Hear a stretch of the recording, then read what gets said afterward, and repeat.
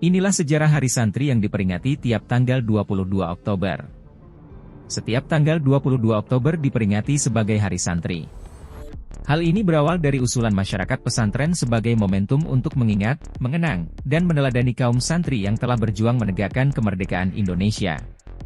Usulan tersebut pada mulanya menuai polemik, banyak yang setuju, ada pula yang menolaknya. Beragam alasan penolakan muncul, mulai dari kekhawatiran polarisasi, hingga ketakutan akan adanya perpecahan karena ketiadaan pengakuan bagi selain santri. Namun, Presiden Joko Widodo pada akhirnya memutuskan untuk menetapkan tanggal 22 Oktober sebagai Hari Santri. Hal itu dilakukan melalui penandatanganan keputusan Presiden, Kepres, Republik Indonesia Nomor 22 Tahun 2015 tentang Hari Santri pada 15 Oktober 2015 silam. Keputusan Presiden tersebut didasari 3 pertimbangan. Pertama, ulama dan santri pondok pesantren memiliki peran besar dalam perjuangan merebut kemerdekaan Republik Indonesia dan mempertahankan negara kesatuan Republik Indonesia serta mengisi kemerdekaan. Kedua, keputusan tersebut diambil untuk mengenang, meneladani, dan melanjutkan peran ulama dan santri dalam membela dan mempertahankan negara kesatuan Republik Indonesia serta berkontribusi dalam pembangunan bangsa. Perlu ditetapkan Hari Santri pada tanggal 22 Oktober.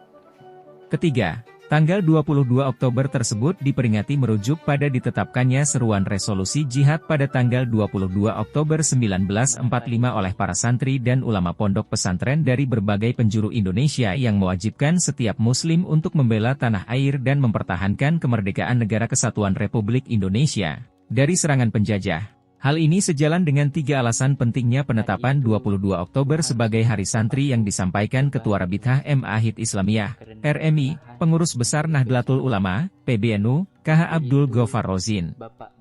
Ia menjelaskan bahwa tanggal tersebut mengingatkan pada resolusi jihad yang dicetuskan Hadratus Syekh KH Hashim Asy'ari, sebuah ketetapan yang menggerakkan massa untuk mempertahankan kemerdekaan Indonesia. Pertama, Hari Santri pada 22 Oktober, menjadi ingatan sejarah tentang resolusi jihad KH Hashim Asy'ari. Ini peristiwa penting yang menggerakkan santri, pemuda dan masyarakat untuk bergerak bersama, berjuang melawan pasukan kolonial, yang puncaknya pada 10 November 1945, ungkap Gus Rozin sebagaimana dilansir dari NU Online. Kedua lanjutnya, jaringan santri telah terbukti konsisten menjaga perdamaian dan keseimbangan. Perjuangan para kiai jelas menjadi catatan sejarah yang strategis, bahkan sejak kesepakatan tentang Darul Islam, wilayah Islam, pada Muktamar ke-11 NU di Banjarmasin, Kalimantan Selatan. 10 tahun berdirinya NU dan 9 tahun sebelum kemerdekaan, kiai santri sudah sadar pentingnya konsep negara yang memberi ruang bagi berbagai macam kelompok agar dapat hidup bersama. Ini konsep yang luar biasa, tegas pengasuh pondok pesantren Kajen, Pati, Jawa Tengah itu. Dirinya menjelaskan bahwa pentingnya 22 Oktober diperingati sebagai Hari Santri karena kelompok santri dan kiai-kiai terbukti mengawal kokohnya Negara Kesatuan Republik Indonesia, NKRI. Para kiai dan santri selalu berada di garda depan untuk mengawal NKRI, memperjuangkan Pancasila. Pada Muktamar NU di Situbondo, 1984, jelas sekali tentang rumusan Pancasila sebagai dasar negara. Bahwa NKRI sebagai bentuk final, harga mati yang tidak bisa dikompromikan, jelas Gus Rozin. Dengan demikian, Gus Rozin menambahkan, Hari Santri bukan lagi sebagai usulan ataupun permintaan dari kelompok pesantren. Ini wujud dari hak negara dan pemimpin bangsa, memberikan penghormatan kepada sejarah pesantren, sejarah perjuangan para kiai dan santri. Kontribusi pesantren kepada negara ini, sudah tidak terhitung lagi, tegas Rozin. Pada mulanya, Hari Santri diusulkan oleh ratusan santri pondok pesantren Babu Salam, Desa Banjarejo, Malang, Jawa Timur, Jumat, 27 Juni 2014, saat menerima kunjungan Joko Widodo sebagai calon presiden. Pada kesempatan tersebut, Jokowi menandatangani komitmennya untuk menjadikan tanggal 1 Muharram sebagai Hari Santri. Ia pun menegaskan akan memperjuangkannya. Makna santri. Menurut Kamus Besar Bahasa Indonesia, KBBI, kata santri setidaknya mengandung 2 makna. Arti pertama adalah orang yang mendalami agama Islam, dan pemaknaan kedua adalah orang yang beribadah dengan sungguh-sungguh atau orang yang saleh. Santri selama ini digunakan untuk menyebut kaum atau orang-orang yang sedang atau pernah memperdalam ajaran agama Islam di pondok pesantren. Kata pesantren oleh sebagian kalangan diyakini sebagai asal-usul tercetusnya istilah santri. Kendati begitu, ada cukup banyak pendapat yang memaparkan kemungkinan sejarah atau asal-usul kata santri. Bahkan, tidak sedikit ahli yang meyakini bahwa tradisi nyantri sudah ada sejak sebelum ajaran Islam masuk ke Nusantara, atau dengan kata lain pada masa Hindu dan Buddha. Dikutip dari tirto.id, salah satu versi mengenai asal-usul istilah santri berasal dari bahasa Sanskerta. Istilah santri diambil dari salah satu kata dalam bahasa Sanskerta, yaitu sastri yang artinya melek huruf atau bisa membaca.